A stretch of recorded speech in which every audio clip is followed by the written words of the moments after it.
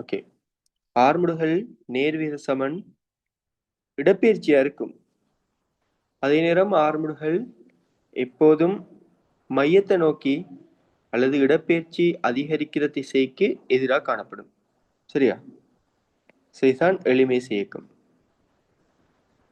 இதுல நாங்க ஒரு மாறிலியை போடலாம். a சமன் மைனஸ் kx அப்படின்னு சொல்லி, சாரி எக்ஸ். பிறகு இந்த k வந்து ஒமேகா வர்க்கத்துக்கு சமனா வரும் நிறுவம். ஆனா இப்போதைக்கு எங்களுக்கு அது தேவையில்லை. சரியா? இதுதான் எளிமேசு இயக்கத்துக்கான வரி விலக்கணம். உங்களுக்கு எளிமேசு இயக்கத்துக்கும் ஆவர்த்தன இயக்கத்துக்கும் வித்தியாசம் தெரியணும். யாருக்கா தெரியுமா? ஆவர்த்தன இயக்கம்னு சொன்னா என்ன? ஆவர்த்தன ஒரே இயக்கம்னா மாதிரி இயக்கம் திரும்ப திரும்ப நடக்கிறது. எஸ்,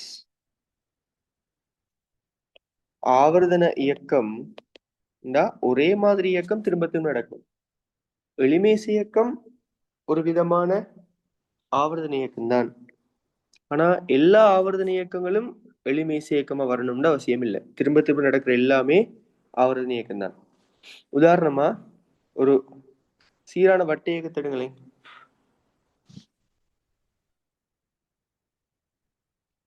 சீரான வட்ட இயக்கம் ஒரு ஆவர்த்தன இயக்கம் சொல்வீங்களா?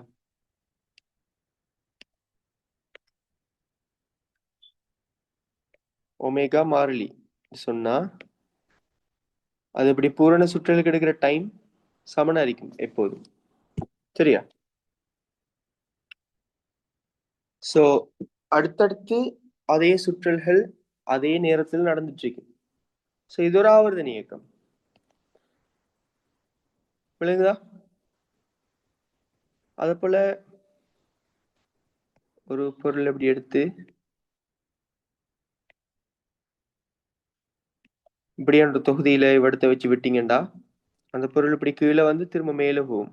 உராய்வு புறக்கணிச்சா மேல கீழேன்னு சொல்லியது இப்படி அசைஞ்சு கொண்டிருக்கும். சரியா? இது ஒரு ஆவர்த்தன இயக்கம். ஓகே, ஒரு கிடைத்தரையில ஒரு பந்த எறிறீங்க. அந்த பந்து ஓய்வுலன்னு தெரியப்படுதுன்னுடுங்க. அப்படியே போய் தரைய ஒரு குறிப்பிட்ட வேகத்தோட மோதும். என்ன மோதி அதே வேகத்தோட மேல வருதுன்னுடுங்க. அப்ப அதே உயரத்துக்கு திரும்ப வரும். திரும்பவும் அடுத்தடுத்த மோதுகைகள் பூரண மீள்தன்மையுடையவை அப்படின்னு இருந்தா அதே இயக்கம் இங்க திரும்ப திரும்ப நடக்குமா இல்லையா? சோ இதுவும் ஆவர்த்தன இயக்கம் தான். சரியா? ஆனா எல்லா ஆவர்த்தன இயக்கங்களும் எளிமேசு இயக்கமாக வராது. இந்த வரைவேகத்துக்கு கட்டுப்பட்டாதான் எளிமேசு இயக்கமா வரும். சரி, அடுத்த கேள்வி உங்களுக்கு. அப்படின்னு சொன்னா அலைவு இயக்கம்னா என்ன? எனிவன்?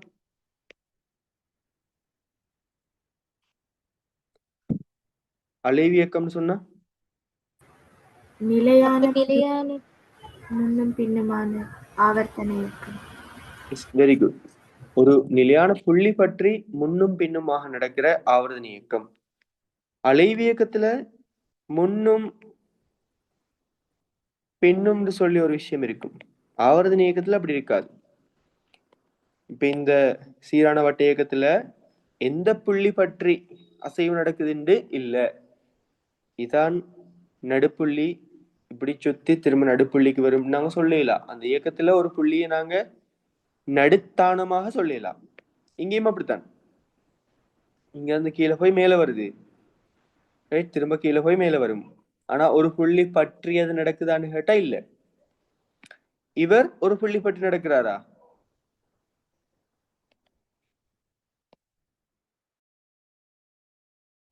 இந்த தொகுதி இவர் எஸ். இந்த புள்ளி பற்றி நீங்க அசைவ் ஒண்ண கொடுத்தீங்கடா இங்கால மேல போகும், திரும்ப கீழே வரும். சோ மேல போய் கீழே வரும், மேல போய் கீழே வரும். சோ இந்த புள்ளி பற்றி முன்னுக்க பின்னுக்க முன்னுக்க பின்னுக்கன்னு சொல்லி முன்னும் பின்னுமாக அசைது. சோ அதான் அலைவியக்கம். முன்னும் பின்னும்ன்ற ஒரு விஷயம் இருக்கும். சரியா? வேற என்ன அலைவு இயக்கம் உங்களுக்கு தெரியும்? எளிய ஊசல்.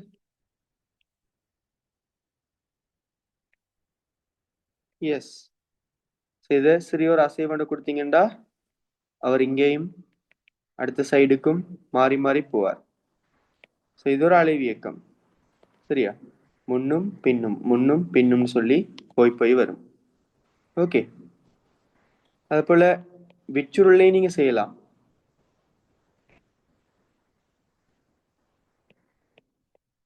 சிறியோர் அசைவை கொடுத்தீங்கன்னா இந்த நடுப்புள்ளி பற்றி மேல கீழே மேல கீழே அதை நாங்க முன் பின்னு சொல்லி விளங்கப்படுத்தலாம். இது ஒரு அலைவியக்கம். வேற என்ன அலைவியக்கம் உங்களுக்கு தெரியும்?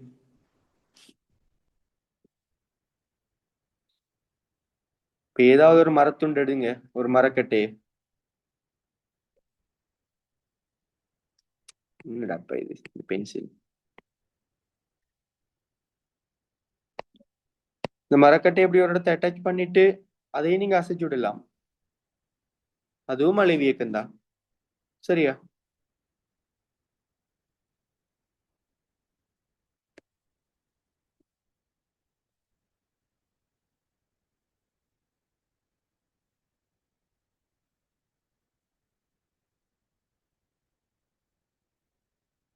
ஒரு இவர புயம், விசைக்கவட புயம் ஆற்றுகின்ற இயக்கம். அந்த புயங்கள் இப்படித்தான் இப்படி முன்பின்னாக செய்யும். இதுவும் அலைவியக்கம். சரியா? இதுல ஒரு சிலதுதான் ஏ சமன் மைனஸ் ஒமே ஏ நேர்வீத சமன் மைனஸ் எக்ஸ் என்ற அந்த சமன்பாட்டு கட்டுப்படும். இப்படி வாராக்களுக்கு தான் நாங்க ஸ்பெஷல் பேர் கொடுக்கப்புறம் எளிமை இயக்கம். அதுல இவர் இவர் இவரெல்லாம் உள்ளடங்குவாங்க. இவரெல்லாம் அந்த விஷேட சமன்பாட்டுக்கு கட்டுப்பட மாட்டாங்க. சரியா? சோ இவங்களை எளிமை இயக்கம்னு சொல்லுவோம். இவரையும் எளிமை இயக்கம்னு சொல்லி ஆனா அலைவியக்கம் சொல்லி சொல்லுவோம்.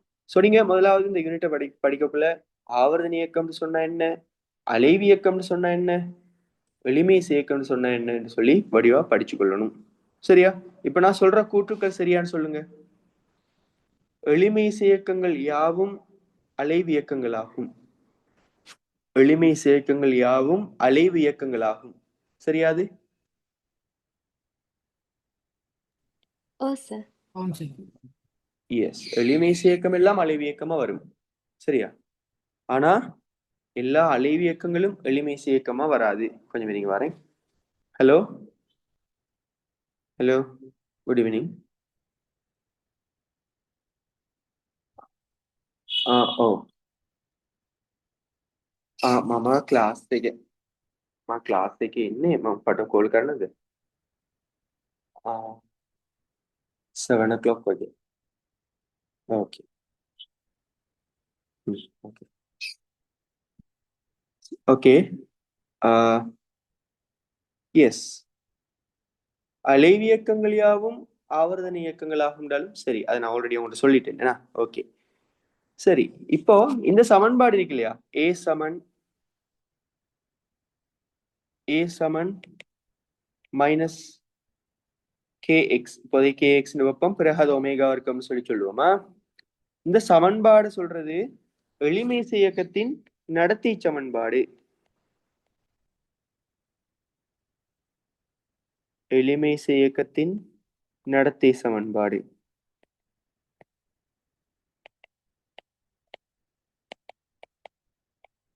இந்த சமன்பாட்டுக்கு கட்டுப்படக்கூடியதாக நம்ம நிறுவக்கூடியதா இருந்தா மட்டும்தான் நாங்க அதை எளிமை இயக்கம்னு சொல்லி சொல்லலாம். இல்லாட்டி எளிமை இயக்கம் சொல்லி சொல்லலாம்.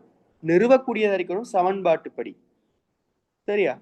அதை போல வார மாதிரி இருக்குன்னு சொல்லிட்டு எளிமை இயக்கம்னு பேர் வைக்கிறல. எளிமை இயக்கத்தை நிறுவக்கூடியதா இருக்கணும் உங்களுக்கு.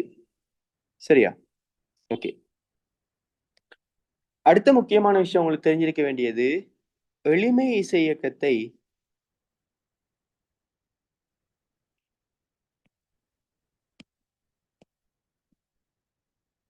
வட்ட இயக்கத்தின் சீரான வட்ட இயக்கத்தின் சரியா?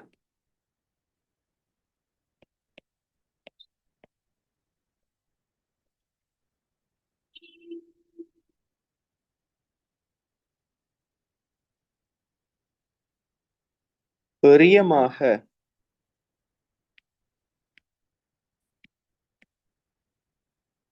விளக்குதல்.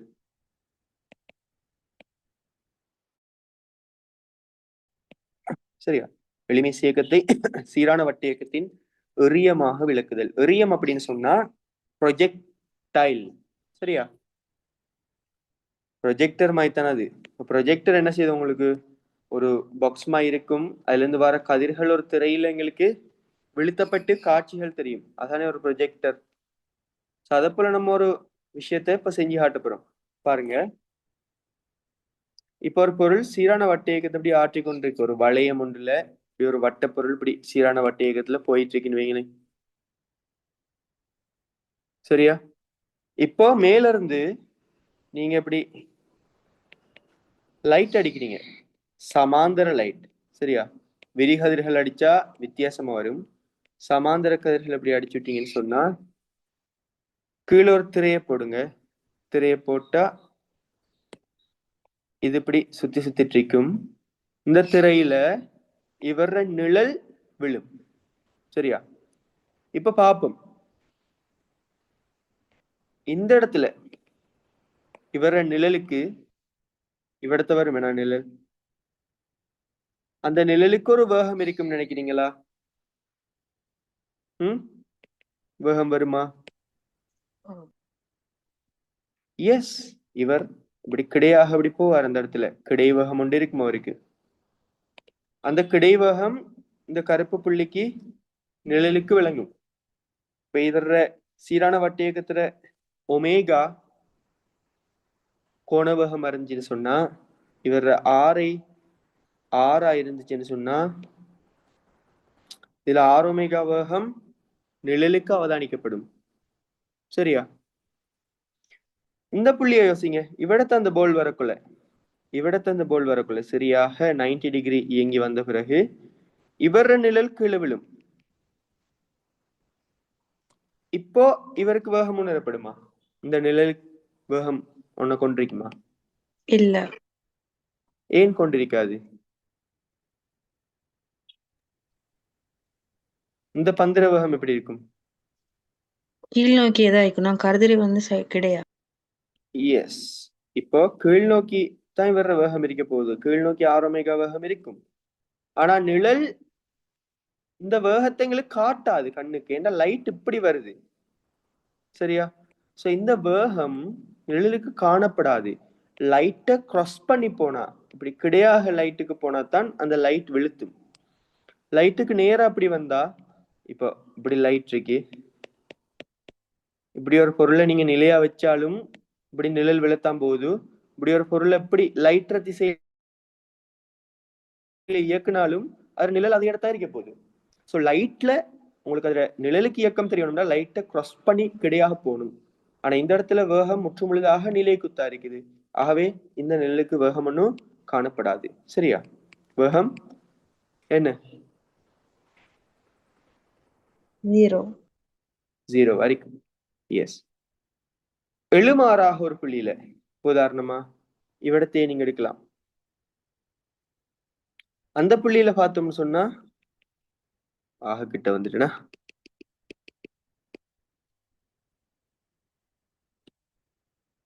இவ்விடத்தை எடுப்புமே.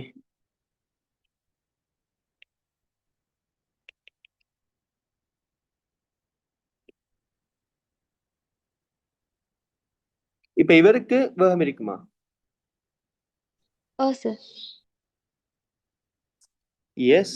இப்ப இதுல இப்படி ஒரு வேகம் உண்டு, தொடலி வழி இவருக்கு காணப்படும் 6 ஒமேகான்னு சொல்லி. சரியா? அதுல பிரித்த கிடைக்கூறு உண்டு, இந்த லைட்டை கிராஸ் பண்ணும் தானே. ஸோ அந்த கிடைக்கூறு இந்த இடத்துல காணப்படும். அதுக்குரிய சமன்பாடு எடுக்க போனீங்கன்னா பாருங்க, இதுல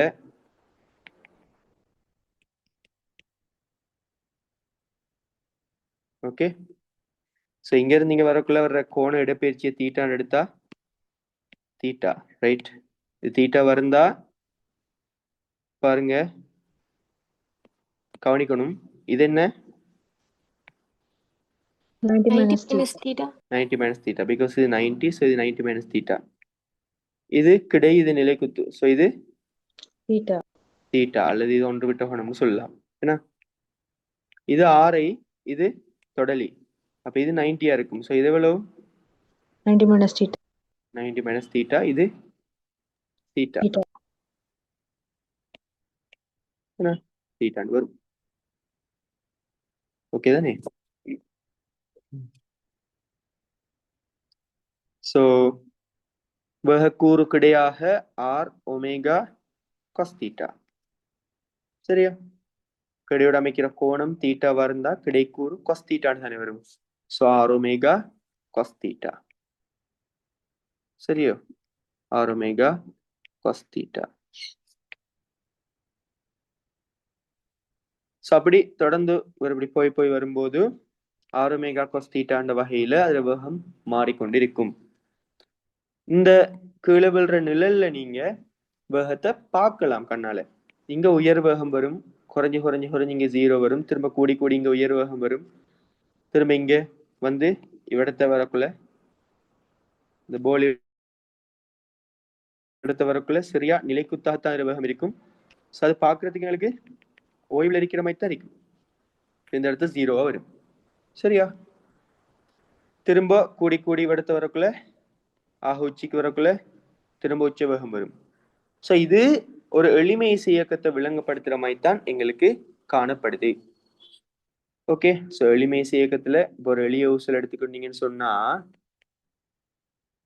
அவர் இப்படி போயிட்டு இங்க ஓய்வடைவார், திரும்ப வருவார், பின்னால இவ்விடத்த ஒரு வேகத்தோட வருவார், திரும்ப இப்படி வந்து இங்க ஓய்வடைவார், திரும்ப இப்படி வந்து இப்படி வருவார், திரும்ப இப்படி வந்து இப்படி வருவார்.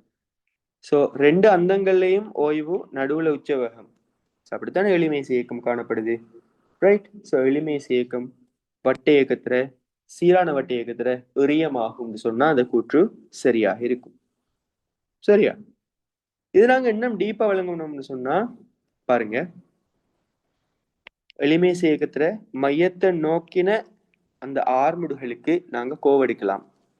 எப்பவுமே எளிமை இயக்கத்துல ஆர்முடுகள் என்ன திசையில இருக்கும் பிள்ளைகள்? மையத்தை நோக்கி. எஸ், அலைவு மையத்தை நோக்கி இருக்கும். சரியா? அதுக்குரிய கோவையை நாங்க எடுக்கலாம். பாருங்க எப்படின்னு திரும்ப ஒரு படம் கிரி காட்டுறேன் உங்களுக்கு.